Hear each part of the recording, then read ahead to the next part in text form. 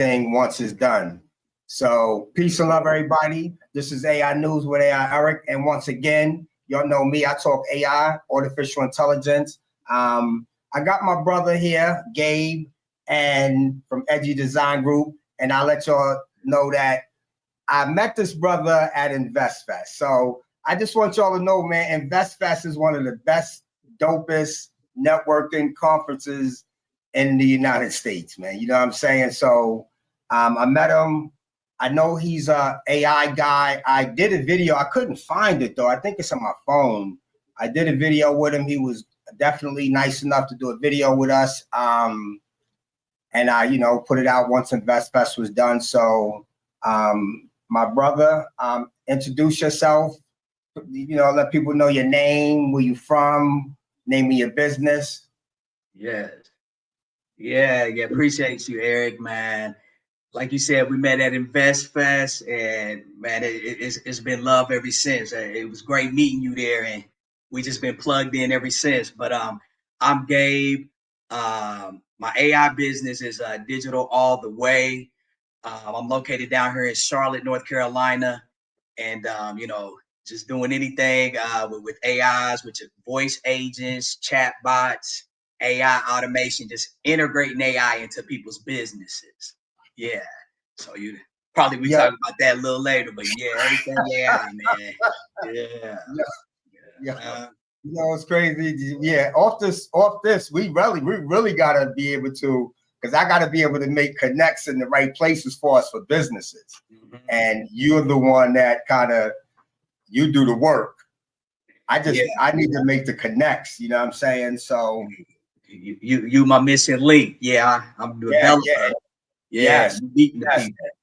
And right now, we it's kind of new. We kind of educating people as we go along, and it's I'm gonna be honest with you, man. It hasn't been easy for me as far as getting people to really. Now, the thing about it though, I think we're positioned very, very good. You seem to be positioned very well. And, I was looking through the website, you know what I'm saying? So I am going to go off course, man, because about AI and, I'm definitely going to make sure, like I said, once this is done, I'm going to chop this up. And this is an important one for me because I got to make sure this gets out there. And I'm going to go with the first question, then I'm going to go off, you know what I'm saying? What inspired you to start Edgy Design Group? And before you even answer that question, is Edgy Design Group and the AI thing two different things? Is it one entity? Right. So with Edgy Design Group, I started that about 10 years ago, and it started off as web development. So I went back to school, got a certification in web development, and I was offering that to small businesses. And from there, it grew into mobile apps. From mobile apps, then it grew into my fascination for AI. So it's funny, man. Just cleaning up my office this weekend, I came across this magazine right here. I don't know if you can see it. It's from 2019, talking about artificial intelligence. So it's been on my mind way before the wave came. In 2023, but just learning about it and just couldn't wait, for it to finally hit and to start using it. And, and like you said, it is a kind of an uphill battle to get the word out. Less than 1% of the world is, number one, knows about AI, and less than 1% of the world is using AI. So it's an uphill battle. With me as a developer, I'm trying not to use a lot of technical jargon, just trying to put it as plain, as simple as I can. But it is challenging. Yeah. The chatbot is the easiest thing to try to sell them. And let me tell you something, even that has been not easy, because I find that a lot of people are really not about their business. A lot of people might be doing things and making moves, but I don't, I'd be kind of confused about it, because sometimes I'd be like, yo, you can have a 24-hour assistant while you sleeping. Right. Answer questions. You could be pushing it though. You can also be pushing it. So let me tell you something, man. I actually got a chat bot. I actually ended up working with this, not working with this, I'd seen the ad, start your own chatbot company where you could sell chatbots. Okay. What I did was I hopped on it because I liked it. And I've been about 2 years now, I've been with 1,000 companies being an affiliate, and none of them really hit it off for me, to be honest with you. Okay. Except one of them, I think of the name before it's over. They want $99 a month. $99 a month. Okay. So try promptly. Try promptly. Yeah, Okay. I love promptly because it does give you the ability to not know code and be able to build some nice AI gadgets. Okay. Yeah. And like even like an Excel type thing, you know what I'm saying? But like I said, it's $99 a month. You can customize it, but there's a whole bunch out there. But this one in particular, I kind of like them. They sold me, but you know what happens, and I hate this, when you get sold and go in, oh, it's something else you're gonna need, really, and if you don't get it, you're really missing out. And it was all together, it was about $150. And what happened was I started building on it, and what I didn't like is it didn't have the ability to get trained off the URL. You had to copy and paste stuff from the website, and I didn't like that. Yeah. Because even if I have to tell someone I'm selling you this and this is what you got, I'm like, you know what? I asked them for my money back and they did give it back to me. And they understood. And I said, yo, contact me when y'all can dump the URL and let it just train off that. Right. Right.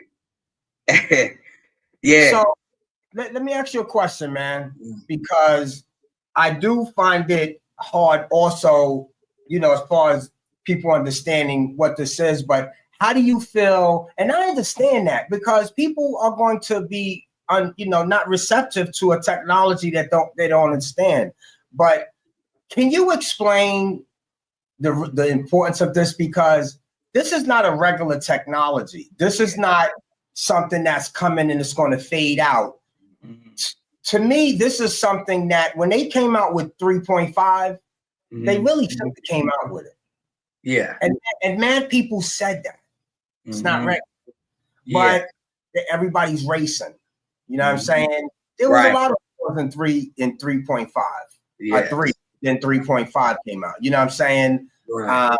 But as far as the importance of it, particularly for Black and brown people, can you explain the importance of it? Because as far as I'm concerned, if we don't get involved in this, like you're involved in it, in 2050, our median wealth is going to go to 0. Right. Right. Yeah, we definitely got to get on board. How I try to explain to people like how quickly they see AI changing or how quickly AI can perform a task. That's, how quickly your money could grow in AI. Like I've seen with my own 2 eyes, people, like they say, exponential growth. I've seen kind of at the beginning of my journey, I came across some younger guys, and they're in a foreign country, but I seen with my own 2 eyes them dollar signs. I seen the money coming in, so you can get that exponential growth with AI. So just as quickly as AI is changing, just as quickly as AI is performing tasks, like you use Chat GPT, you get the answers instantaneously. Or whatever task the AI, you're using the AI to do. So that's something that we got to get into. We got to learn it because, like you said, it's not going anywhere. This isn't a fad. This is going to be a part of life, and we really just at the beginning stage. So people, kind of overwhelmed now. You got to get on board and start learning it because it's just going to keep going, evolving, and it's part of life now. And I don't think people understand the importance as far as the median wealth part. And I don't know if you remember when I was out in InvestFest, I kind of tried to emphasize that as far as why I tried to explain to people the importance of it.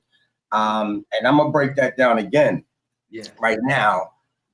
the median wealth right now is at 286 for white people. And I don't like to say white people like that because I'm going to say black people too. It's 45,000 for black people.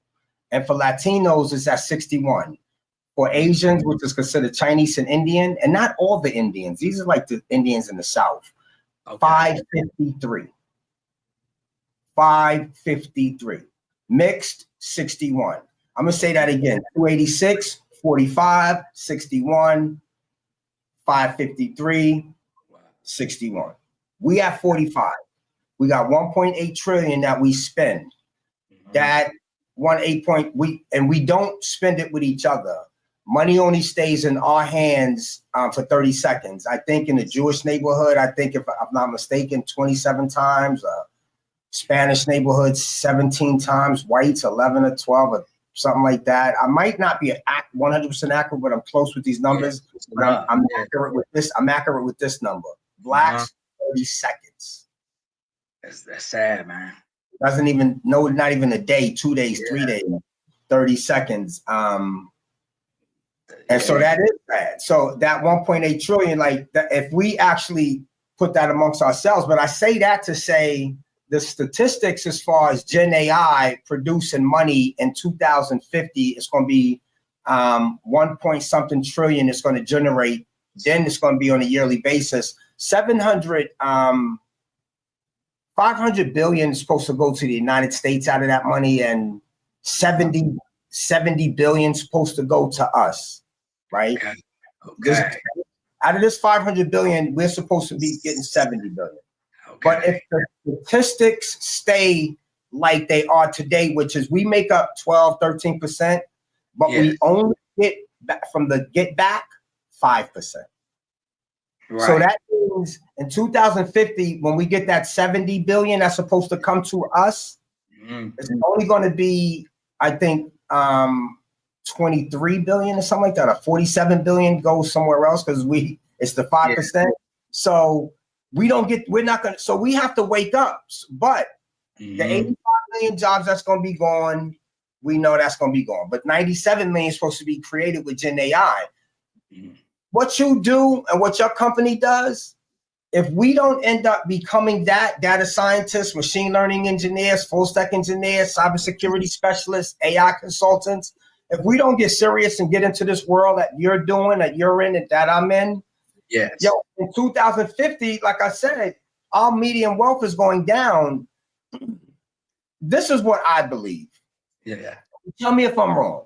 Yeah. If our median wealth is at zero, right. Every company in the world is going to be using AI to produce whatever they do. I don't care what it is. It could be an AI model. It could be a robot.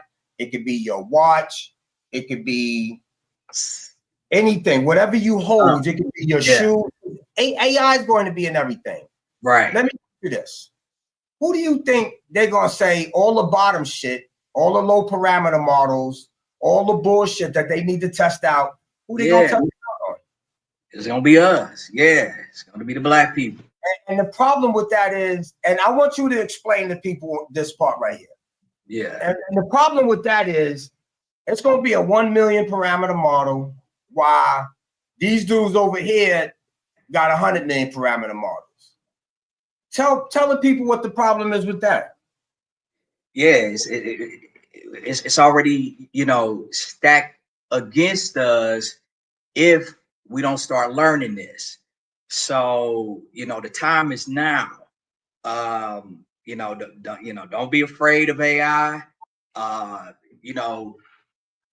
say, think of an area that, that you're interested in and see how AI can help you be even better in that field. You name it.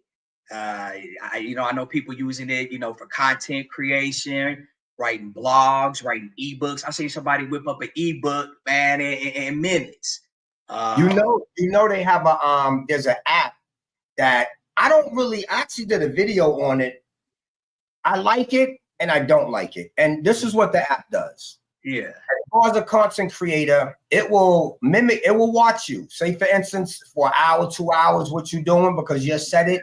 Now it knows how you move. Wow. It can make, now it's going to start generating your podcast for you. It's going to create your content. So when you wake up, you might have 4 podcasts done. Ready to go. But you didn't do it. Yeah. It did it based off. How do you feel about that? Oh man. I still want that individual input, inspiration. Like I see you can use AI, okay, yeah, for inspiration. Maybe take some of it that it wrote to, your podcast and do your spin on it.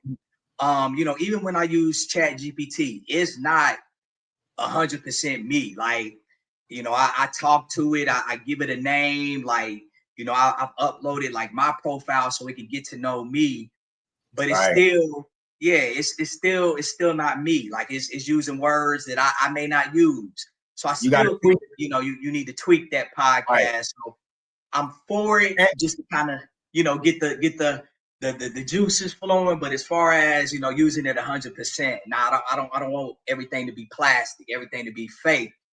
We still need your identity, your your character in the podcast.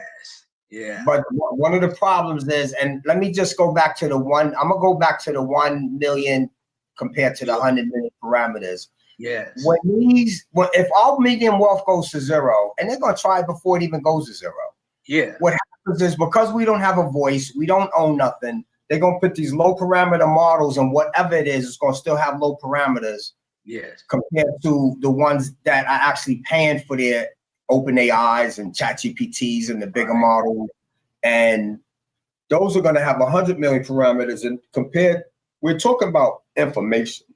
We're talking about what they call like tokenization. And that's actually words, images.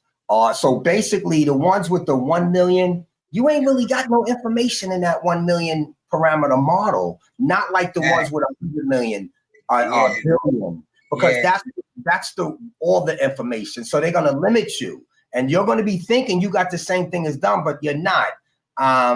So what you're doing, man, so I have to just say that it has to be way more, y'all.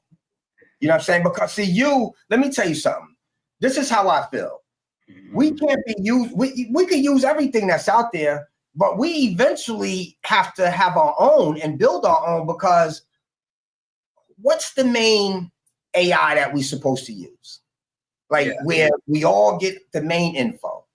Yes. So I guess because if there's 1,000 out there, anybody can put bad data in a model, and if you put bad data in a model, people are going to make bad decisions. Yeah, I think we've seen that happen. What was that? It was saying some kind of racist things. Just flipped on the boy, told him to go kill himself. Yeah, so and what I like to say, anything AI is as biased as the developer. So like you said, we do need more of us as developers. It's as biased as the person creating it. So I'm gonna go look at. I looked at your website and I was kind of impressed. I looked at the team, and you got Max, Data Whisperer, Area. Are these actual people? It is. Yeah. So Edgy Design Group, as I said, that's been around 10 years. I got a team of 7 over there. So I'm still building my AI team, because I'm hand picking, like I did with Edgy Design Group, like only the best, I want on my team. And that's so far that's my team of 4. I got a buddy that kind of was down in the trenches with me as well. Just, man, I'm telling you, we pretty much, you got to be, I don't want to say addicted to AI, but with it changing so fast, I'm just gonna keep it real. There was a point in times, man, I was losing track of days, because we were just on so many Zooms. This is my life, B. Yo, let me tell you something, man. And people who know me, this is my life. This is my living room. Yeah. I have a living room. I have a couch. This is my office, my printer. Yeah. I don't have, this is it, B. Yeah. But life, I don't do nothing but read, study. I'm behind on mad courses. People don't understand, man. Like, you got to have mentors. I met Nikki at InvestFest. I was following her. That's why it's important to go to things like this. And I've been to several conferences after that, got still more coming up. But Nikki was someone deeper than the brand. Big ups to Nikki.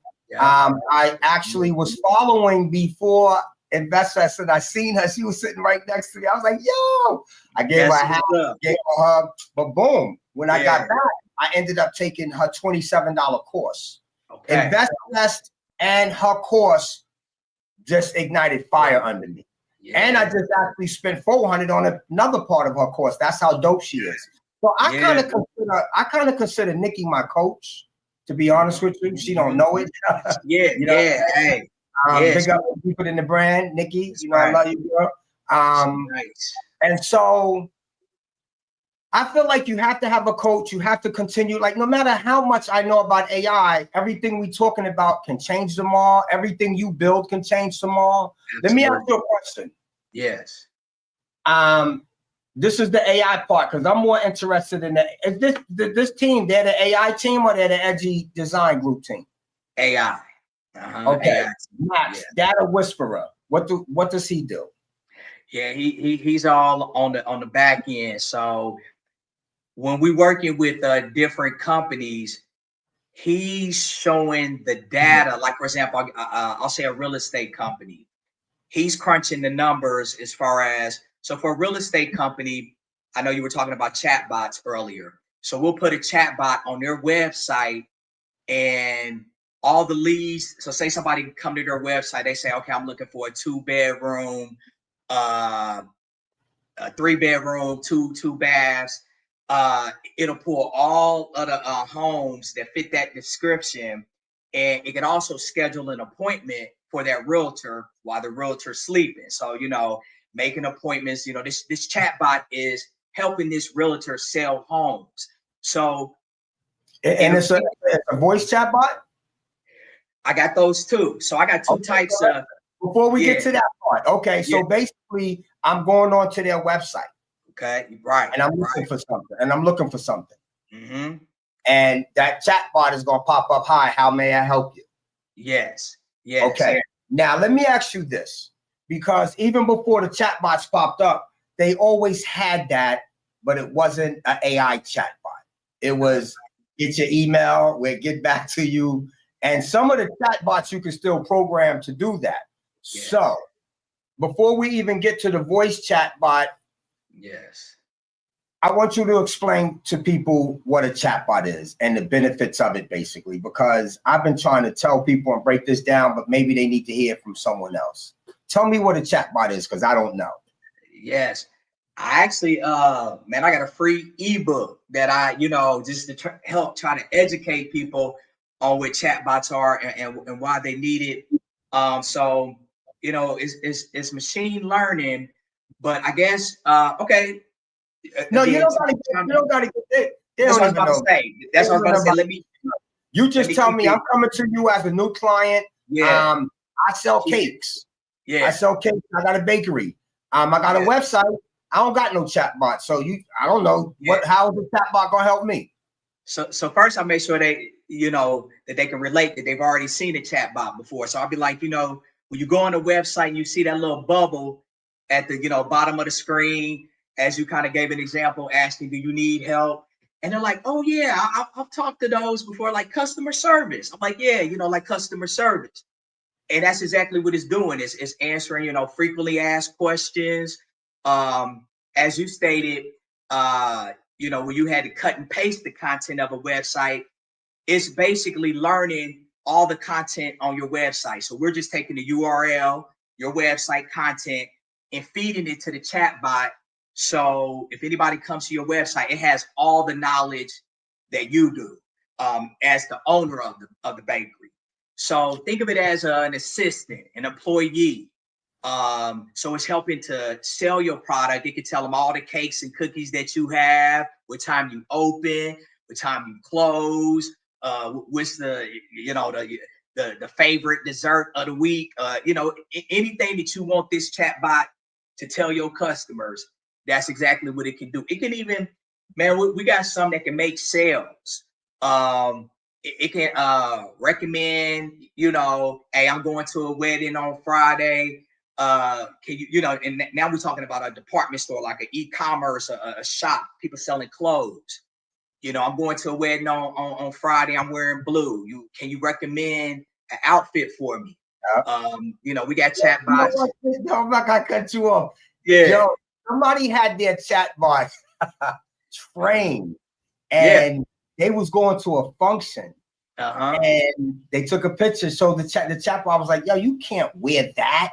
Yeah, I like that. Yeah, that's what they.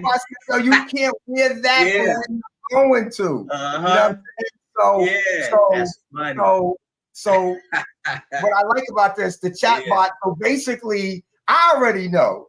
So the chatbot's basically learning from the information you fed it, your website.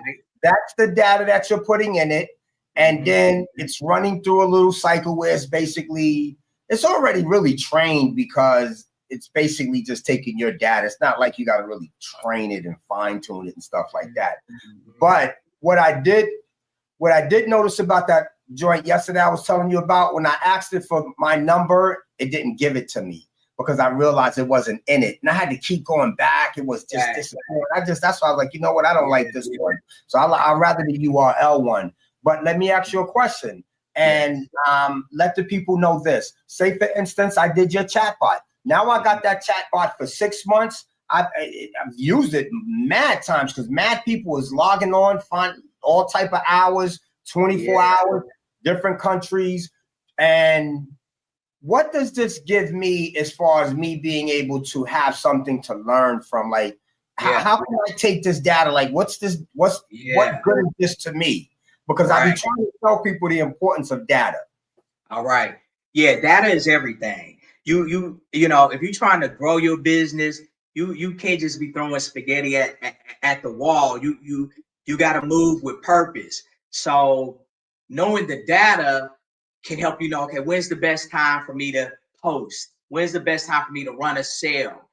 Like, for example, the data can tell you the most traffic on your website is coming between the hours of 6 p.m. and 10 p.m. Well, that's a great time for you to maybe throw up a sale or introduce a new product. So knowing that data, it'll give you like demographics, like, okay, where are they, which, city, state, country your visitors are coming from, how many minutes or seconds they stayed on each product, each page. It tells you, man, one of my chat bots, it'll automatically pick up like the IP address, like where somebody's located. Let's say Mexico, it'll automatically switch over to speaking Spanish. Change, multilingual, just based on, knowing where this person is located. So data is everything. If you're not using data to grow your business, you behind. Yeah. You know what crazy? You just talked about the language part. So that's even one of the dopest parts of artificial intelligence, man. Just being able to know that, particularly, say no LLM, you can actually use that. And Hey Gen, you can use these things and actually take your podcast and have it transform in any language you want. You know what I'm saying? There's so many good things to artificial intelligence, particularly in the healthcare industry. But let me tell you one thing I found out yesterday, man, doing some research. They're going to be able to now use, I guess, like biochemicals in the air and be able to tell and trace where you've been by biochemicals in the air and that land on your skin. Ooh. So that means, and it's good for the healthcare industry in many, many ways once you think about it, but they are going to also use it for criminalization. So that for me, it's kind of, the good and bad of AI. you Right. know. So, with that, you can see some good in it, like you said, for the healthcare industry, some bad, it can make a mistake. Like, for example, like the AI camera surveillance. Some of the states and cities are using that. And I heard of But a then again, gentleman. a lot of, not to cut you off, but a lot of Yeah, states not using it because facial recognition yeah. is racial towards darker skinned women, particularly. Whoa. Definitely more than one. It's racial against darker skinned people, but more against dark skinned women. And That's even if it's 5%, still too much. still too much. You know what I'm saying? So a lot of states are not using it, but go ahead and continue for what you're saying. Good. Well, I know Detroit, Michigan, is using it. So, I heard of a gentleman getting placed in jail, and due to facial recognition, but it wasn't him.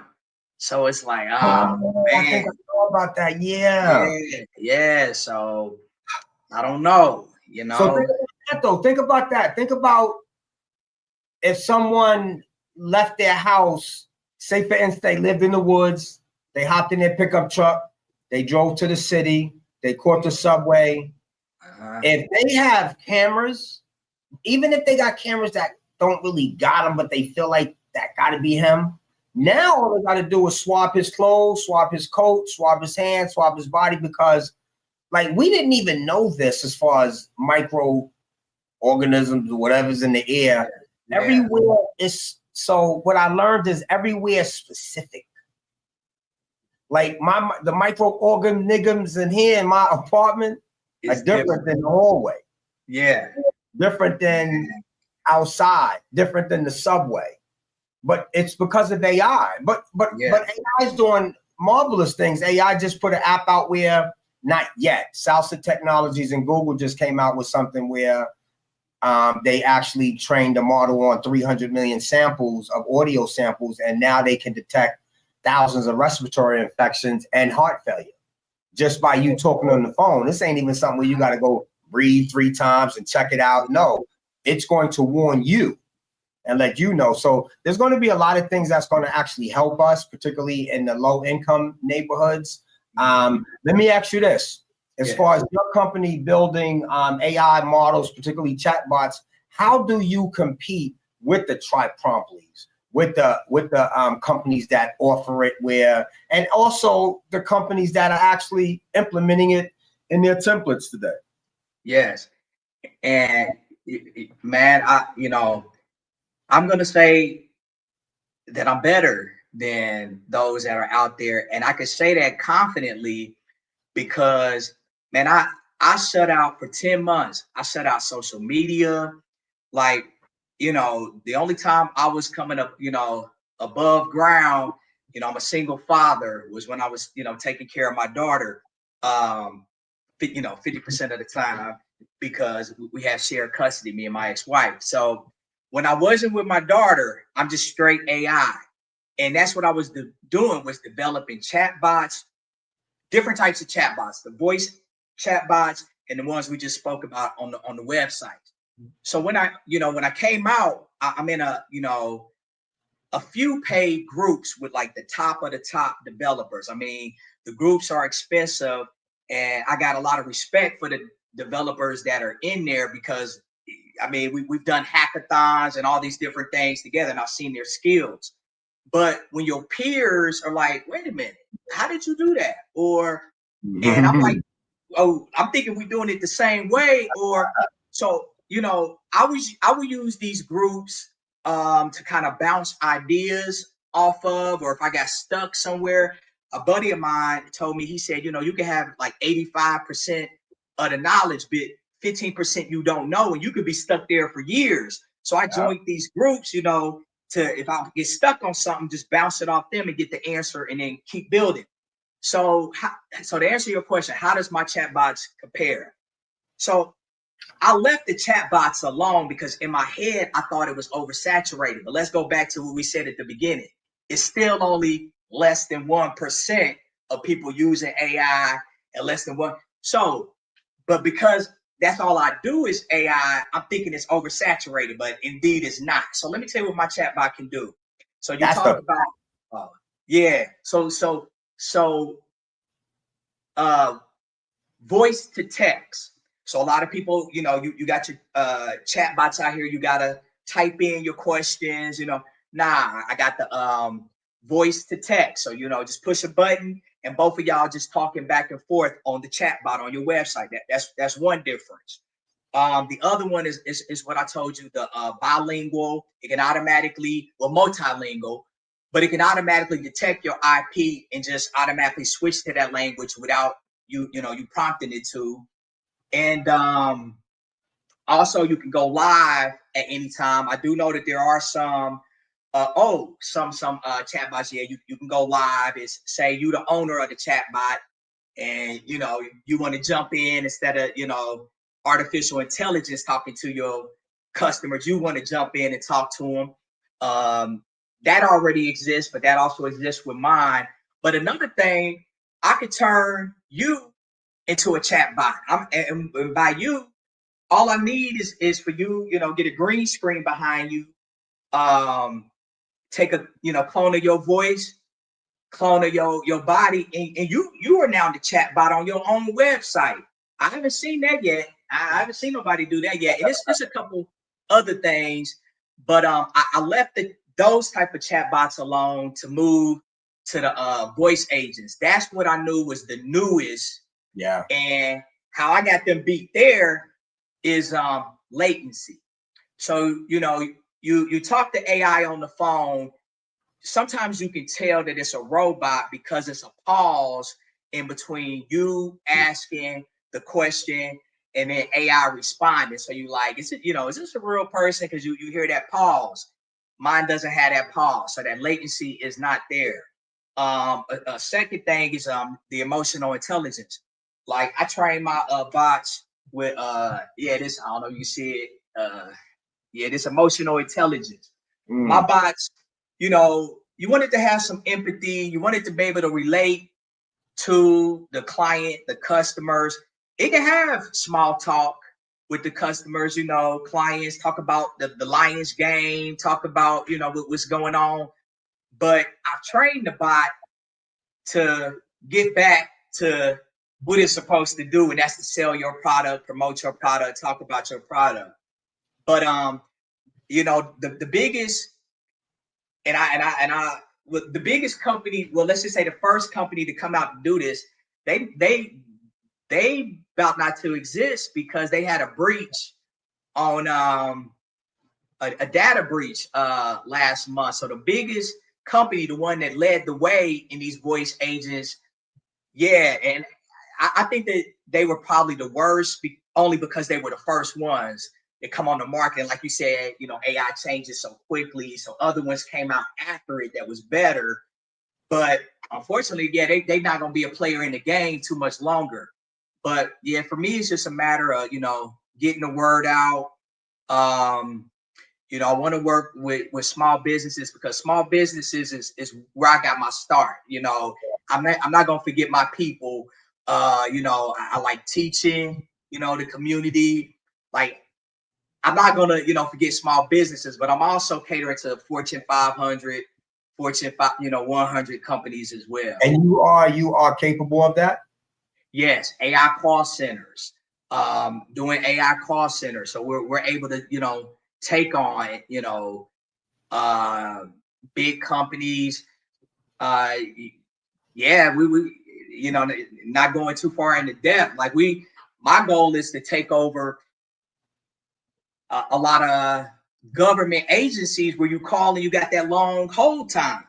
When let's just make up something. You call, let's say the IRS. You're gonna be on hold for about, if you don't call at 7:59 a.m., you're gonna be on hold for 45 minutes, an hour before somebody picks up. If they got AI answering some of them calls, then hey, no wait time. We're gonna cut that wait time down because these agents can take on the 10 to 18 calls at once. So you just said something that I wanted to talk about as far as agents. So we just talked about the chatbot. Yeah, we talked about the phone chatbot. Before we get to the agent, I just see a link. So one LinkedIn person said, we don't even use computers on a regular basis. Basically, computers is going to be out. Phones are going to be out of the picture in the future. And then they said, no, not liking the idea. You stated they could make too many mistakes. They're talking about the what we just talked about as far as with the statistics as far as facial recognition, right? So the problem with that is, so that's the problem. It can make some mistakes, and some states are still using it. And that's why we as a people have to really wake up, because they're putting out models that are not trained and tuned properly for ethics, for discrimination, for racial, for bias, and character AI. 14-year-old boy just killed himself because he fell in love with his chatbot. You know what I'm saying? And if this chatbot was built, because let me tell you something, this is how I feel. If your company is building a chatbot for emotional support and things like that, it could be for whatever. But if that's part of one of the things that is for, this is what this boy used it for, because I don't know if he got some, you know how they say kids got certain things that they might be a little messed up. He handsome little kid, you know what I'm saying? But he used this chatbot for support, and he fell in love with it. And the chatbot was actually saying back to him, I love you too. And he said, I love you. And the chatbot is, I can't wait to be with you. And that's what triggered it off. So there was a lot of things, to me, the parents should have been paying, I guess, more attention, not to blame them because they lost their kid. But there's so many things that plays a role in this. And that's why I keep telling people, we're moving into a world where they're not actually training and testing these models 100% because they don't have to. Because you remember when, say for instance, the one that we just talked about with a boy, and this is a big story, everybody's talking about it. He started using it and it threatened him and threatened his family, and he's scared for a few days. What could they do? They might try to go get a lawyer and try to sue, but this is all new for the lawyer too. And that's why I keep trying to tell lawyers, y'all better start learning AI, because y'all going to be out of a job too, unless you're fighting AI cases, because those are going to be the cases that exist in the future.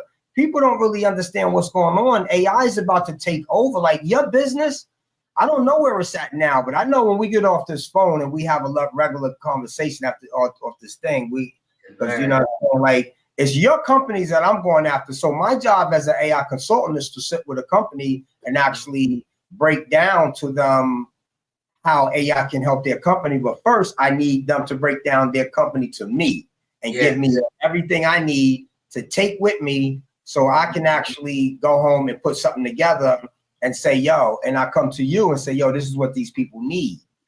And then we'll put a meeting together, because that's my job. So I need to find a whole bunch of yous, you know what I'm saying, that are willing to work with me, you know what I'm saying, because eventually we're going to have to, I'm be honest with you, we're not going to have to convince people. They're going to go out of business if they don't convince themselves. And that's a fact. Yeah, I saw a statistic. It said 10 years from now, 60% of businesses as we see them today will be out of business if they don't adapt to using AI. So that's a scary statistic. And then also, I think, isn't it didn't the government put in place for the United States that all federal companies have to appoint someone to be head of AI? CAIO. By the end of the year, right? Intelligence officer. But Trump said he's great. Break that shit up. He said everything that Trump just said, everything that Biden put into that shit, he great. Break that shit up. He great. Change it up to how he want to do it. And so that's going to be the problem with AI.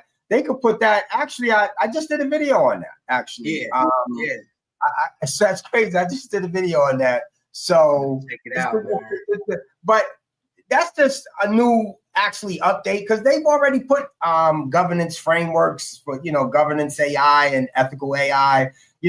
But when I was reading through it, because I read through the whole thing, I did a video on it. My thing is, what's the jail time? what's the penalties? Is this actually in the books to where if they do something like this unethically, do they get jail time or are they just going to get fined? Because a lot of companies can afford to get fined. You know what I'm saying? A lot of people see, we have to understand ethically that these companies are about making money for their shareholders. They're not about being ethic. Right. They're not about not being racial. They're not about not discriminating. They don't care about none of that shit. Right. No, you're right. So, one thing you said earlier, as far as you said something about a level ground. So even with AI now, there's a level ground, but I mean, I can't keep hearing this shit for a year from now. It's still level ground. It's level ground now. They say 99% of white people don't know AI, 99% of black people don't know AI. Right. Okay, that's cool. First time we're finally here. But in a year, it's not going to be like that.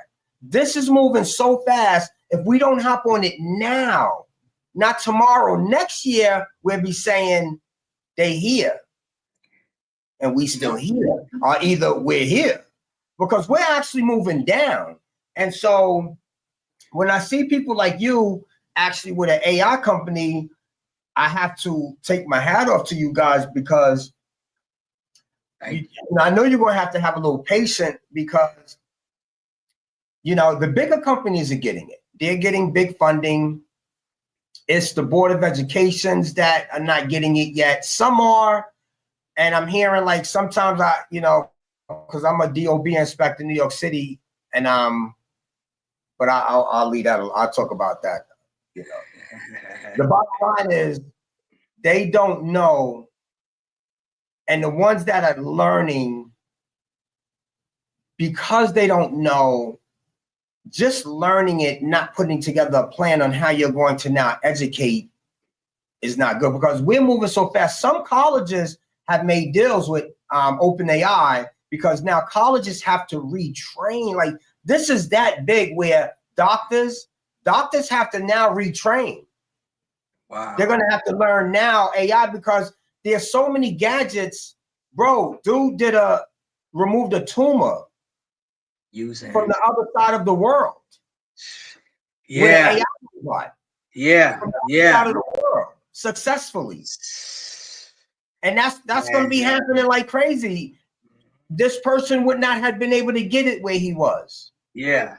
Yeah. You understand what I'm saying? So this is what's coming. But the bottom line too is there's going to be a lot of companies saying, well, shit, I can make a racist model. Ain't no regulations. We can pay the fine. You know what I'm saying? We don't want them. We don't want them. Whatever we doing, or you know what I'm saying? We don't want them getting loans from us. First of all, a bank got busted recently. About 13 banks had to pay 130 million back, and they said the people who was discriminated against for the 4 years from not getting loans, but was qualified because their AI systems was making sure they didn't get them. All that, even if they get the money 4 years later, they probably ruined their lives, man. You know what I'm saying? And my thing is, nobody goes to jail. The banks just get fined. Yes, something has to be in place. I know other countries, and I mean, I don't know what the penalty is in some of the other countries that have committees that are regulating AI, but it's definitely necessary. Man, we have red teams. There's a ton of red teams. Microsoft, Google, and all of them is getting together. I just read like a whole bunch of them is getting together to form like a red type team. But my thing is, okay, cool. You guys are building the models, but there has to be global. There has to be a global force impact, because there's a friend I know on LinkedIn, not even a friend, but some associate I just met on LinkedIn, who's a big cybersecurity AI guy named Steven, I think Pullum, and he just joined the Global AI Summit. He's living in Thailand right now, and he's actually just joined the Global AI Summit to try to be, ethical AI. But the problem is if we have all these little branches, who matters? Who's the one that matters? The government is the one that matters, but the government has to tie in with the other governments, because this is a worldwide thing we're dealing with. And we ain't even talking about AGI. We ain't even talking about quantum computing. You know what I'm saying? China's actually ahead of the game, to be honest with you. You know what I'm saying? I know we lead because we got the big players over here, but they got more data than us. Yeah. And we're running out of data. Yeah, I've seen some stuff that China's using. It just really, just blew my mind. It was like a 5D or something, a 5D. It was like a kid running in some 5D technology. It was like a maze, but it was just a skirt, man. Yeah, China. Yeah, their privacy is way lenient than ours, and they go with it. They have no choice. Their quantum centers, they have way more quantum centers than us. I just know about 2, as far as like I know with IBM. They got way more quantum centers than us. They are dedicated to AI since 2017. You know what I'm saying? And their goal was to be the biggest AI on the planet, and that's what everybody want to be. Because whoever holds, whoever's the biggest in AI, man, is gonna run shit. And I don't care, you know what I'm saying? So, but back to us, man. The bottom line is we have to start getting into doing what you're doing. So let me ask you a question. How do your company, what do you do to try to spread this word besides as a business trying to get clients? Are you doing anything to try to like wake people up to get them to understand the importance of this? Yeah. That's the question that keeps me awake at night, because with Edgy Design Group, I was holding, actually, the last coding class I did was like last year, August 2023. So historically, I was always teaching. I was always giving free game to anybody who was open to listen. So the question is now, how do I go about doing that in AI that moves so fast, where I'm working overtime to keep up and also scale my business, at the rate that it's going? It's like, okay. And I asked the question you asked me to a visionary down at Black Tech Saturdays. Let me see the gentleman's name, man. I hate, I'm drawing a blank on his name, because he owns the Price Foundation down in Atlanta. His name is Jay Bailey. Yeah, the CEO and founder of the Russell Innovation Center for Entrepreneurs down in Atlanta. And I asked him that very question. I'm like, how can I give back? And he said, when he said to me, man, the best thing that I can do is keep my head down for 2 years and just continue to build and turn what I'm doing right now into $1 billion. He said in 2 years, what I'm doing is going to be $1 billion company. And then I can hire our people and put them in a place where their salary is, up there, because I'm making billions and I can then pay them the money. So that was his answer to me. But getting back to what you said earlier, by this time next year, the playing field is not going to be even. We're going to be down here. So something needs to take place before that 2 years to wake our people up. Now, one thing that I'm finding, Erik, and you can tell me if you see this too, just from talking to people, I'm finding out that people, when they think of AI, they don't realize that AI is more than one thing. AI, they think AI is Chat GPT and maybe that's it. Yeah. So, and that's great. I'm happy that they know about Chat GPT, because that's a game changer. But it kind of woke me up that, wait a minute, we got some ways to go. So I don't know what the answer is. Man, yo, let me tell you, man. Oprah actually did a video that I love. and let me just go to this real quick before I even talk about that. Somebody said there will never be a level ground with AI. A machine is smarter than us, average, and that's the problem. We're training these things to be like, I got a video called Mad Scientists Are Geniuses. Because that LinkedIn user is right. I don't see the name. Right. Yeah. But back to the Oprah thing. Oprah said that we're going to have to build a new muscle to start determining what's real and what's fake. Like AI just ain't open AI. Like when I hear people say that, somebody said that today. Oh no, I use ChatGPT. Yeah. Built by, like I said there was a video I watched with the people who built the O1, the new reasoning model for ChatGPT. About 15 of them. None of them was black. Wow. None of them was no people of color, because certain Indians and stuff, they don't consider themselves people of color. So none of them was actually people of color. What kind of certifications are needed for AI field? So the good thing about that is, there's colleges that are offering certification programs. Excuse me. MIT, Harvard, every college out there actually is offering certification programs for machine learning, for data scientists, and they could be 1,600, 20-something hundred. And they could be 16 months, some could be 20-something months. And the reason they're doing that is because America's about to be AI'd up. But to be honest with you, they can't be, because they don't have enough they don't have enough data engineers. They don't have enough full stack engineers, machine learning engineers, AI consultants, AI cybersecurity people. And the good thing about this is because this is kind of a new field, what you call it's going to be your resume. The name of the website that you would upload all your work to, and when you go to the company, they're going to ask for that. Okay, is it Dribble or Dribble was one of them. I know. Yeah, that you like a portfolio. Basically, upload all your work.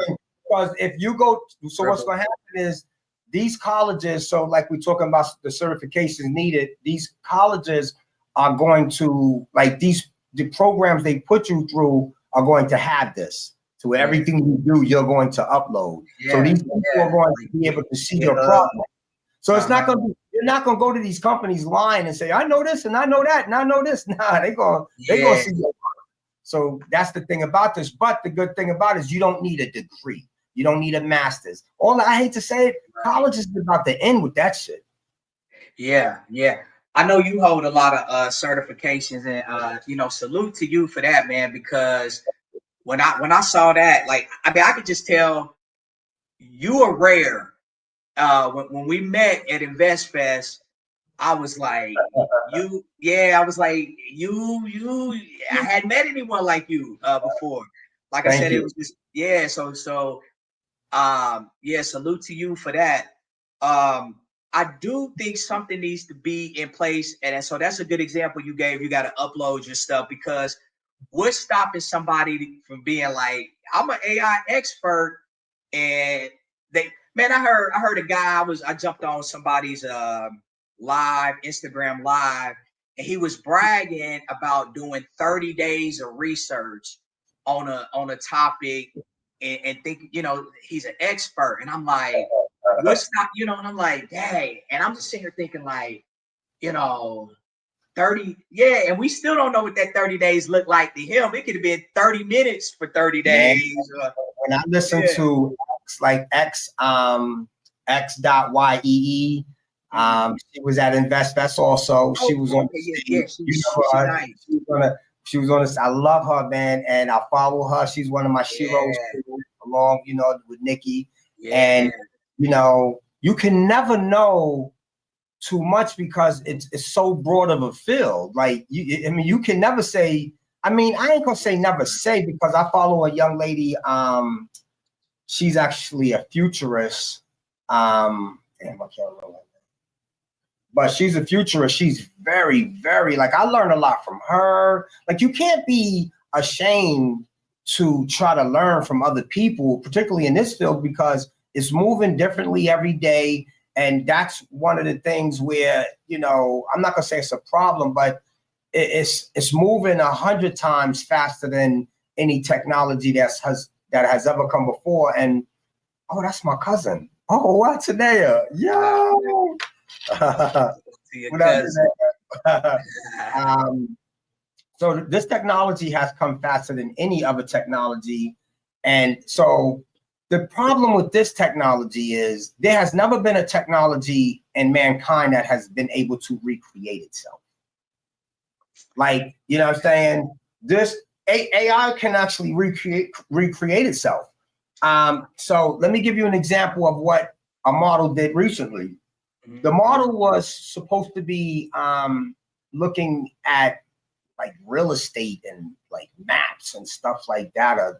Just like it was on a mission to do what the person told it to do.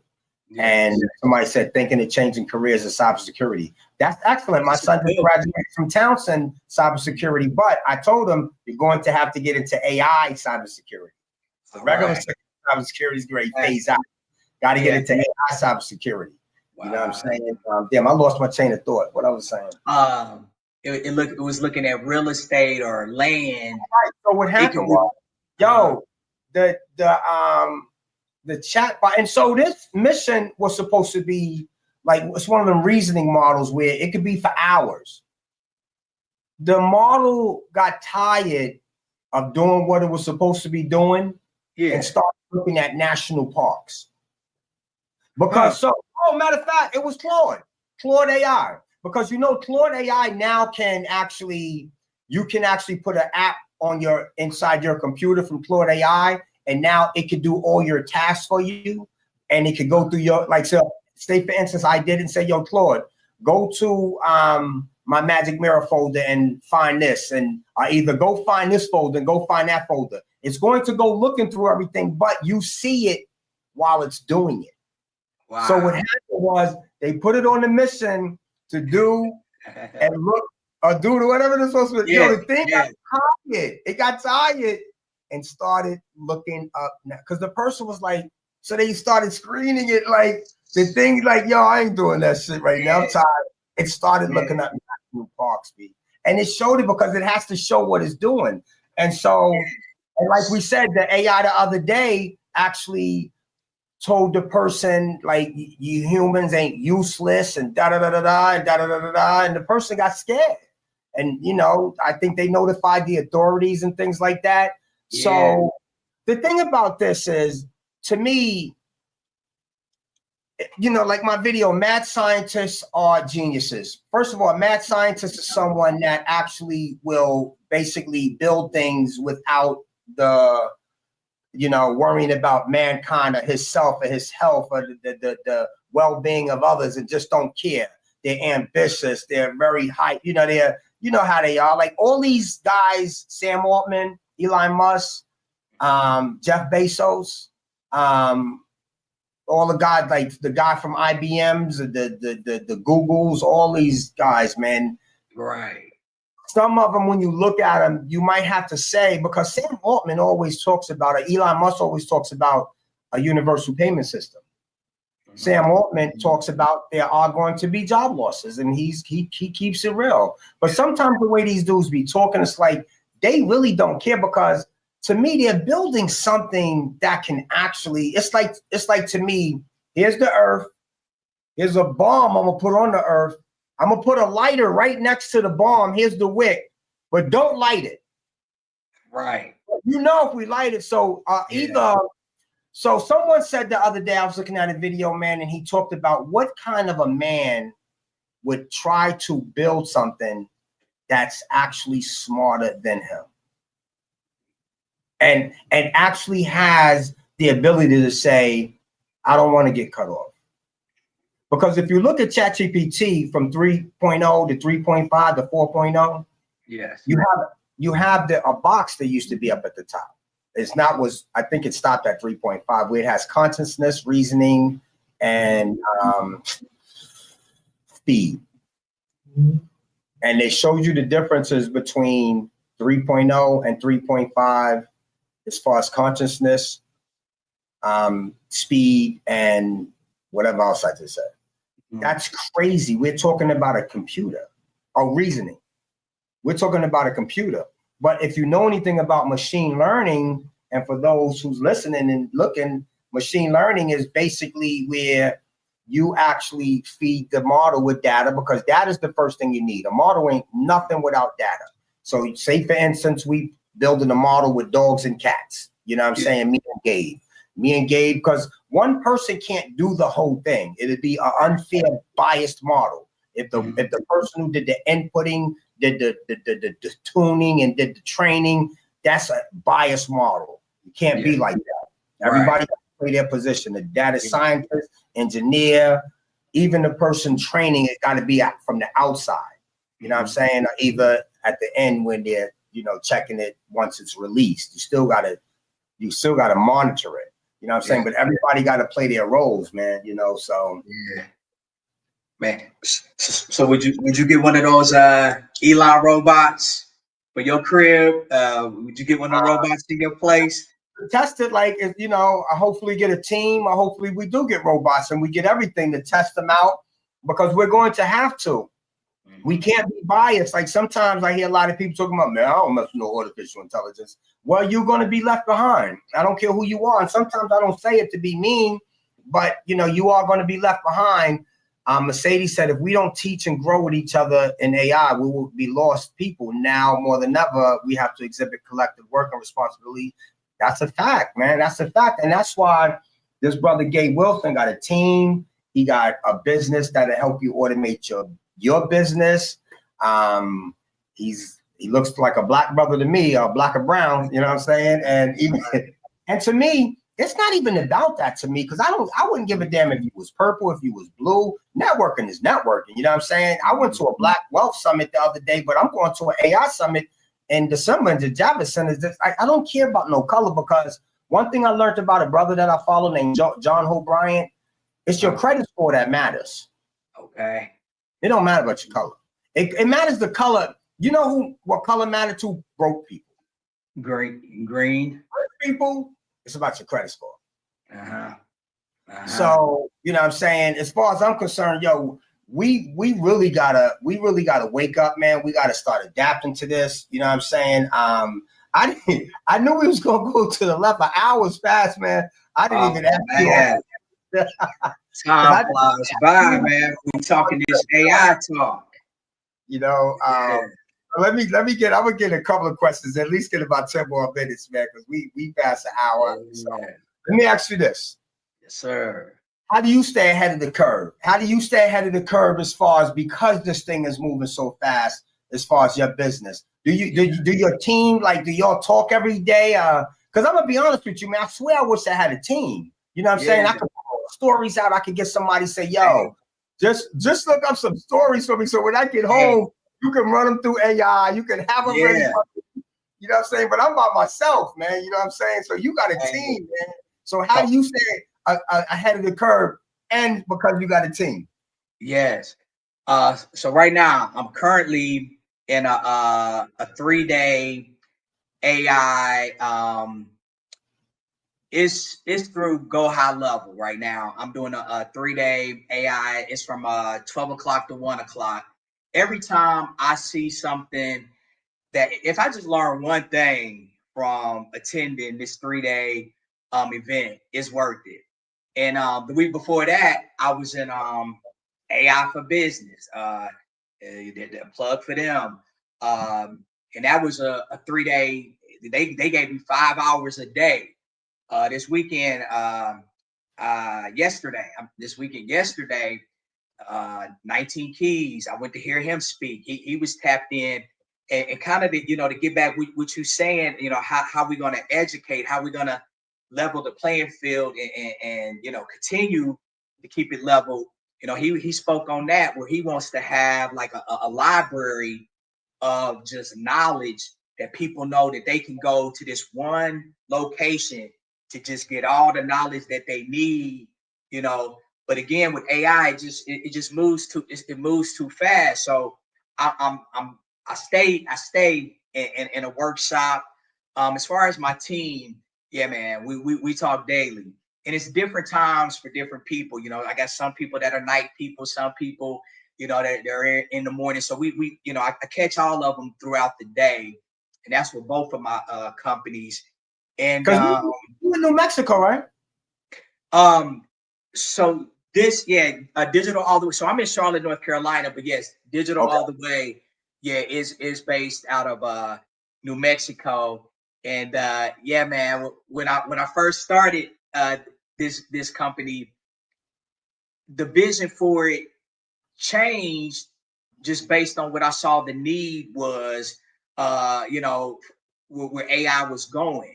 And I narrowed it down to, you know, like what you're talking about, an AI audit, an AI consult, you know, consultant, you know, you're needed. But like you said, once you find out what that company, what needs to be automated or what, you know, systems that can, you know, can be improved, that's where I come in and can implement those automations. So just narrowing it down um, to where the future is headed. You know, so it's Let me ask you a question. Say for instance, like I'm in Mount Vernon, New York. Mount Vernon High School, even the Board of Education. Period. I don't know how many schools they got, but let's say they got 15 schools. yeah. Let's say I met with them and talked about actually implementing AI into the school system. For me and the homework that I've done so far, I would assume that we would probably implement it in HR first, maybe. You know what I'm saying? As far as for their onboarding and their hiring and things like that. Yes. And definitely, to me, I would have to say that I would recommend each division like getting their own chatbot and particularly training their chatbot on what they do to make their lives easier, particularly for the teachers also, so they can actually differentiate school lessons for children, because AI is going to give people the ability to say, for instance, I got a classroom of 30, which is too many kids. You know what I'm saying? If we can implement an AI system for the teacher to actually train individually, because now everybody has it on their laptops. Yeah. We got 5 that can get a different, you know, AI can kind of help them better learn to catch up to these people. Because one thing I do is I find myself getting a paragraph out of an article that might be a little difficult for me to understand, or I want to understand it on a 7th grade level. Yes. I will actually go to ChatGPT and say, you know, act as an expert writer or expert this or expert that. And, There you go. you know, you always say act as, so it can actually kind of get straight to the point. Yes. But I would say a 7th grader, sometimes I might say a 4th grader, and it will really break it down to where you really would understand it. And for those that might laugh at that, to be honest with you, America reads on a 6th grade level. Yes. I got a book in my bag I could go get right now that it's a book on how to read. I hate it because it's not a good read, this book. Yeah. But it teaches, so America actually reads on the 6th grade level, technically. Yeah. You know what I'm saying? So right. The problem is because of AI is going to actually dumb a lot of people out. RAG automation. Yo, I want him to do you deal with RAG automation? You Gabe? No. I'm not familiar. RAG automation. Yeah, speak on that. I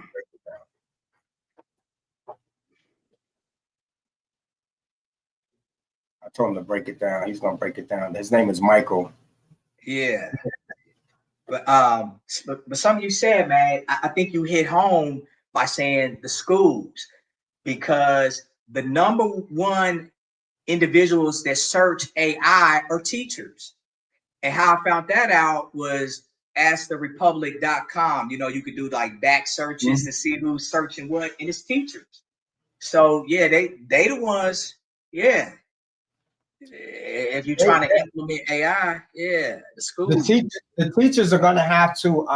The thing about it is they're going to have to get on a system. They're going to have to get on a system that where they do it together. They're not going to be able to.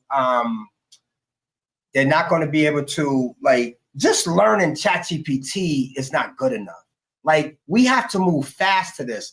The New York City School Education Department of Education has to be on one page on how we're going to implement AI. Like, we're going to maybe have to start with 10 schools at a time, put some PDF and PowerPoints together on how basically to use it regularly, like for those who are not using it, what it is. And to me, sometimes it's not about just using it. Let people know what they're using, because if you know what the back part of it is, you'll understand the keys to why we say prompting is the key. You know what I'm saying? So RAG is actually retrieval augmented generation. It's a technique that enhances large language models by integrating external knowledge sources. This approach allows models to access up-to-date domain-specific information, improving relevance and accuracy to their outputs. For instance, businesses using RAG to connect AI models with data, enabling more personalized and accurate responses. So that's what RAG is. I think Perplexity, Mike, let me ask you this, is basically he said that's what you're doing, Gabe. That you are doing that. I think Perplexity uses RAG heavy in their LLMs. They just started basically using domains, looking at being able to look up domains. Okay. Thank you, Michael. Yo, Mike, you got to reach out to me so we can talk. You know what I'm saying? So, all right, let me get back, man. I'm gonna ask you one more question, man, and then I'm gonna let you go, man, because I know you got things to do. Oh no, I want to go back to this. Okay, I want to go back to the school system. So, say for instance, how would we build? Because it's not just about the chatbot being trained. It's not just about the chatbot being trained. The chatbot has to be able to actually kind of learn, because it's machine learning. So the chatbot will learn, but we don't want it to learn stuff to where they give an answer that we don't want them to give. You know what I'm saying? So that's to me, I just believe that, like, how would you come up with something like that? So say for instance, we got one class where you need to build that chatbot, particularly she got 30 students. She teaches science. Like, how would you go about building that chatbot to be able to individualize students? And, she has her part where she can log in where it's just for her. They have their part where they can log in where it's just for them.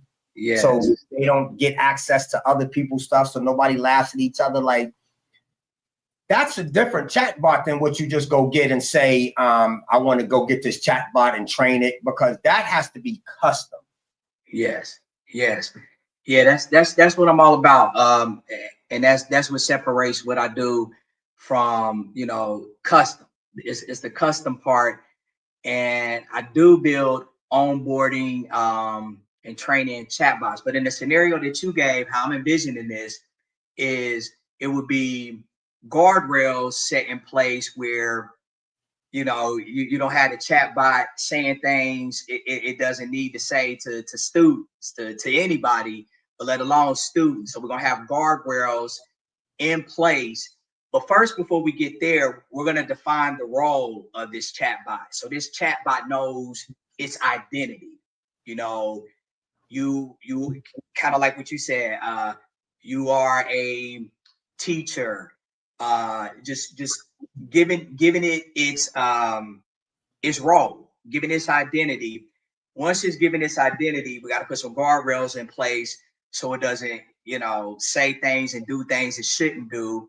And then from there, I will put in individual tasks, like for each one of those 30 students. So like a individual like profile for each student, given that background. Like you could say, well, Jimmy learns better with seeing pictures more and less words, or he's more hands-on.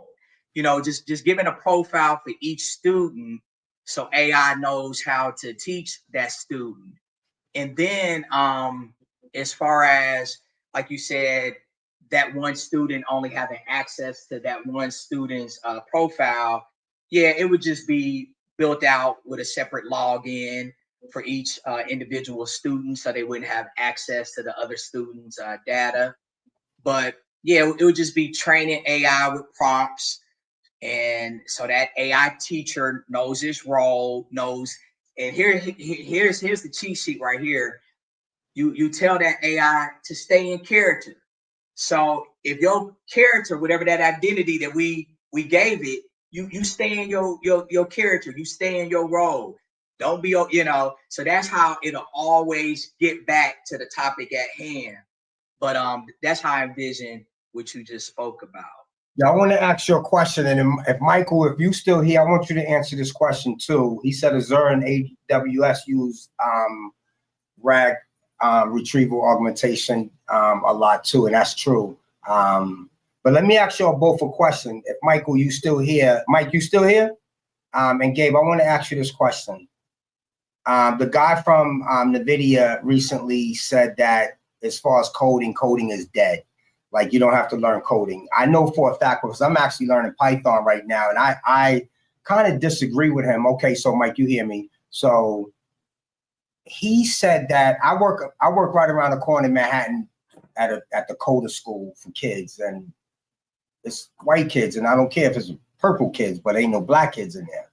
I'm actually supposed to do an interview with the lady. So the guy from NVIDIA said that coding is dead. No, you don't no longer have to learn coding. I know for a fact 50% of coding done today is done with a GPT. You know what I'm saying? Some form of a GPT. I still don't care because I still believe no matter what comes in the future, a person is going to have to be behind it. And if it ain't us, we'll never build our own. Our history will end up being diluted and then eventually thrown away and gone. How many people are going to have books like 19 Keys? And big ups to 19 Keys, because that is going to be worth $1 billion, because when you could go somewhere and really read books, and because a lot of these kids growing up today, they're going to grow up with straight AI. You know what I'm saying? They don't even know what a book is. Right. In 5 years, it's not going to be phones is phased out. It's going to be glasses or a bracelet or a ring. Or it might just be, let me tell you something, brother. First of all, let's not get into the apps that they already got where they can have you communicating with each other in your sleep. Brother, when you walk down in 5 years, they're going to be working on something where you're just going to be here. You're just going to be seeing somebody be like, yo, what up? Hold on, I'm talking to somebody. What you mean you talking to somebody? Your lips ain't moving. Because their mind is going to be talking to somebody, and the other person on the other end, mind is going to be talking back. That's how deep this is going to be. You know what I'm saying? So my question to you and Mike is, how do you feel about that? Because I disagree with the guy from NVIDIA. I still feel that I don't care if Python is done and other coding is done 50%. I know how to read Python now. So the good thing about it is I know how to read it. So I just disagree with him on that. Even though he's the richest guy, one of the richest in the world, he is not down here with us. He don't know the little people. So to say you don't have to learn coding, he wants us to be with the regular people sitting back being abused by AI and slaves to AI and not building our own AIs. I am totally for us learning how to build our own co-pilots, our own mid-journeys, our own, because eventually we have to be a savior, because there's always going to be somebody that pops up that builds the best new generative pre-trained transformer, the new biggest AGI, the biggest, best robot, or something that saved humanity. It could be us, Black people, or brown people, or Latino people. It could be us. Right. But if we get involved in this, it will never be us. We will always be the pawns. We got to learn how to be able to pick up and create the chessboard so we can move the pieces around like we want, instead of them moving us around, because they actually are moving us around like they want. You know what I'm saying? Like, this is getting to a point to where the AI companies are going to be running the world. He said, So, oh yeah, like, not to cut you off, but Mike said you have to know how to read it. At least GPT spits out bad code. It speeds the process, but you need to know the framework. Damn right. That it will hallucinate. Let me tell you something. There was a story about a lawyer who went and had to court. He did, you know how lawyers pick cases and beat the cases because they told about 5 cases in the past. He went to ChatGPT. oh yeah, I remember that. He got yeah. He didn't even read it. He didn't even read it. That's why I tell people AI can dumb you out or it can make you smart. You know what I'm saying? Because you can say, for instance, be in a rush and be like, oh shit, I got to get this job resume and this mission statement. You didn't read it though.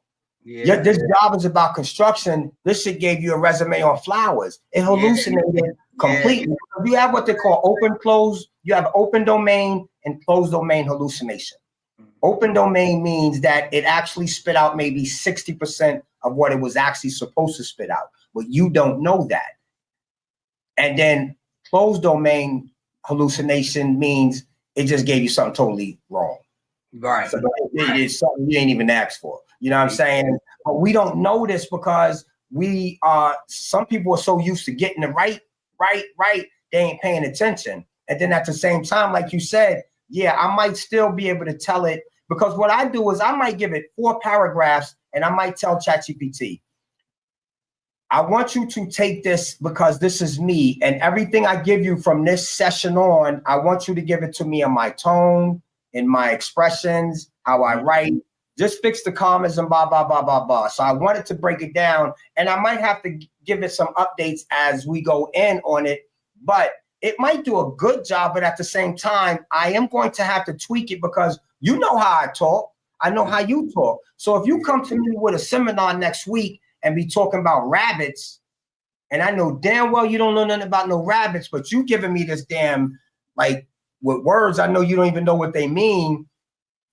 And now what happens is, if the power cuts off and you got a freestyle, you ain't gonna know shit because you don't even know it. So what happens is, like I said, it's gonna either dumb you out or it's gonna make you a genius. And it can make you a genius. But we gotta be a part of this game, man. Like, we gotta make the GPTs. We gotta make the models. Your company, needs to build models for other companies so we could be in that field. But at the same time, we all have to be, like, let me tell you something, man. I got a mental health app. I can't get it off the ground. You know why?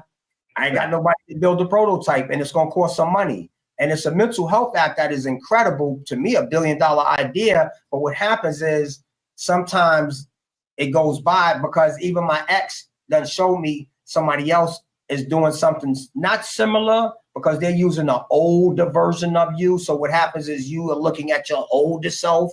Mine is a little different.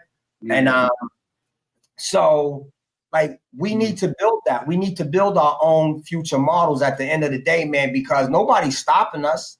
There's no, you know what I'm saying? We just can't be letting other races dominate. We can't just keep letting them make all these. And that's why I'm so passionate about this, because I started this about close to 3 years ago to start a consulting company and start using AI to my advantage because I knew what it could do. Until I started realizing what the median wealth gap was, what the median income was for us, period, in the United States. And I couldn't believe it. I'm like, hell, this shit can't be right. And then when I started understanding the importance of how artificial intelligence will be able to help us close that gap only by us getting involved. That's it. That's the only way. There's no other way. There has been no other way since I've been around in the United States that gave us an opportunity to close the wealth gap. There has been, because I'm learning now about stocks and things like that. That's always been here, but we've never been taught that.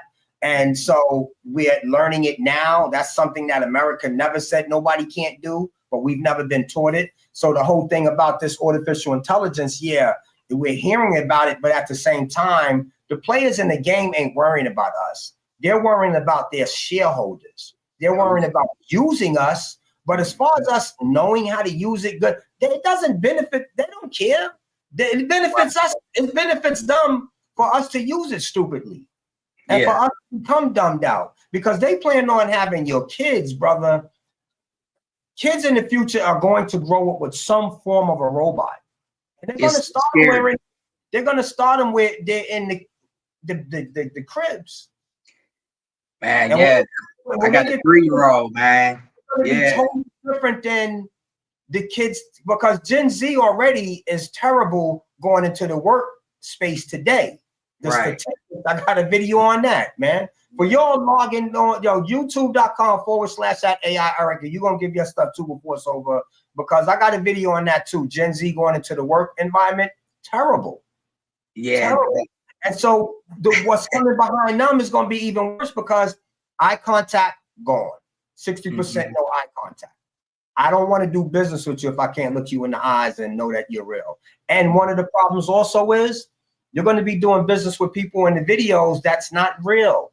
They might can tell now, but in 3 years, and 2 years, and 5 years, you're not going to be able to tell. A dude in Hong Kong got a company for 25 million. Video. Man, let me tell you this. This time last year, I did a FaceTime with someone. Put it like this: there's fake FaceTimes that was out a year ago. So when that gets in the hand, you got to be face to face with somebody to know that they real, because they can even do fake FaceTimes, and that was a year ago. So I'm like, when the public, when it gets to the the mainstream, get their hands on it, it's gonna be scary.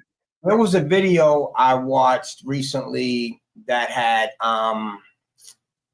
there was a AI bot, a robot, AI character like that. They was watching the video, and what happened was, I don't know if it was a real estate. I think it was some type of a real estate deal they were supposed to be doing. Oh yeah, so it was a real estate deal they were supposed to be doing, buying a property, and they met the company that was in that state that was like to do the transaction, and they ended up doing a Zoom with the lady. Everything was working perfectly for the robot, because they would think they thought the person was real. Yeah. Until the lady just was like, and wouldn't move. She froze. And they started saying, "Hello, can you lift your right arm?" And it just wasn't. And that's when they caught on to, and that's now. But coming in the future is going to be different. And that's why Oprah said we're going to have to put a new muscle in our brain to distinguish what's real and what's not real, particularly on phones, senior citizens. They got a new bot that's out. That's an old lady with a British accent, and she actually fools the scammers because she acts like she's vulnerable. So she keeps the scammers going on and on, and thousands of her. And one of the scammers like, they like, you BITC. They like, they was getting the scammers mad. And one he was like, oh, I'm petting my cat. Like, and so they say she's preventing them from scamming us. Which is, you know what I'm saying? So listen, man, at the end of the day, man, I knew this was gonna go to the left, because you're an AI guy. You know what I'm saying? Yo, man. Tell people how they can get in touch with you, man. Just run down your business one more time on what you do.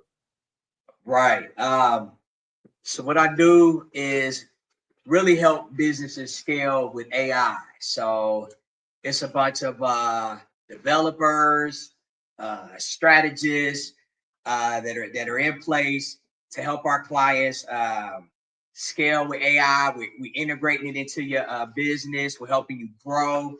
So similar to what Erik said, we go in there and do an AI audit, see what areas that can be automated. Where the bottleneck is in your company, like what's taking up most of your time that can be replaced with AI. And we help you integrate that into your company to help you scale faster and make more money. So you being not in the state, how would you do that with a company in another state? How does that work? Do you get to that state and work with them, or how do you actually merge with the IT team, because today IT teams are going to have to be retrained also to learn about cloud systems.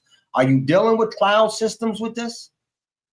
Yes. So one company in particular comes to mind where, actually, I flew out there and spent like a week just going from department to department, learning about what they did. Like I said, what tasks took up the most of their time, just getting to know what they do on a day-to-day basis. And that's that's what I like to do. I feel like that kind of one-on-one service. I mean, we got Zoom. Zoom is fine. With Edgy Design Group, I got clients in other countries. So the funniest thing, like with me being in Charlotte for years, I didn't have any clients in Charlotte. They were all in other states, and believe it or not, but yeah, with the capabilities of the cloud, with Zoom, we're able to be international.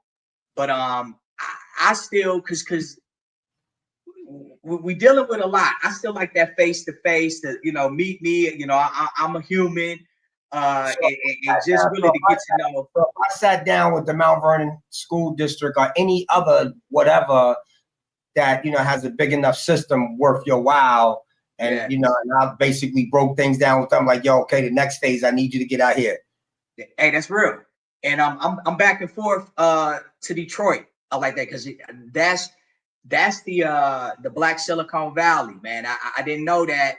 That's, man, the tech that goes on in Detroit is unbelievable. So I'm actually going back in the 14th of December. But so I'm there. I'm there, absolutely. Yo, I got one more question, and I know I keep saying that. Nah, man, it's cool. How do you deal with say, for instance, a company that got 5 employees and they really don't got no big budget like that? You know what I'm saying? Like, how does it work? Do you do something like a one-time fee, a monthly fee, or like we bring it in and just, you don't charge a lot, but you charge a monthly? Like, how does this work? Right, absolutely. So that's what I try to tell people, like other people that are in groups that I'm in or that are in this space. It's not a one size fits all. So there's different, like, things that I look at based on the company. Like, for example, with an attorney. So I asked her, what was the biggest thing that was taking up her time? She said answering the leads that were coming in through her chat bot. She said it took 30% of her time. So I did the math. She makes $350 an hour. So 30% of her time, in a 40-hour work week, that's 12 hours. 12 hours is spent on her answering these leads.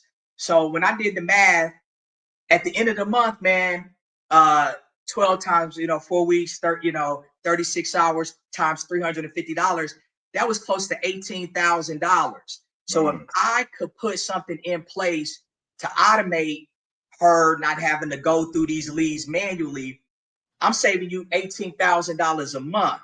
But did I turn around and sell that chatbot to her, or the automation to her for $18,000? I didn't, because she was a solo attorney, and she was going into year 2 of her practice, but those are some of the things that you got to look at the value that I'm bringing by automating these tasks. So to answer your question, somebody with an office of 5, again, we still going to look at the value that I'm bringing in, but you may have a low upfront cost, maybe a higher monthly, or you might have a low. You might just have a monthly reoccurring. So I really have like about 3 different pay models that I look at, but it's on a case by case. Yeah, we're gonna have to really because I need to know everything. Yeah. You know what I'm saying? I can't be trying to sell your stuff and be can't answer a question. So we're gonna have to definitely do a one-on-one with just me and you privately You know what I'm saying? So, yo, once again, man, Gabe, tell everybody how they can get in contact with you. Yes. So on Instagram, that's primarily where I'm at. You could just hit me up at Edgy Design Group. That's E D as in dog, G Y, Edgy Design Group on Instagram, or edgydesignGroup.com. We've been talking about Digital All the Way. That's my AI company, digitalalltheway.com.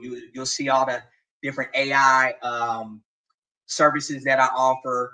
But yeah, you can hit me up on the phone too, 704-240-5752. Always here to help. Yo, Mercedes, Mike, Greg, everybody watching, I appreciate y'all.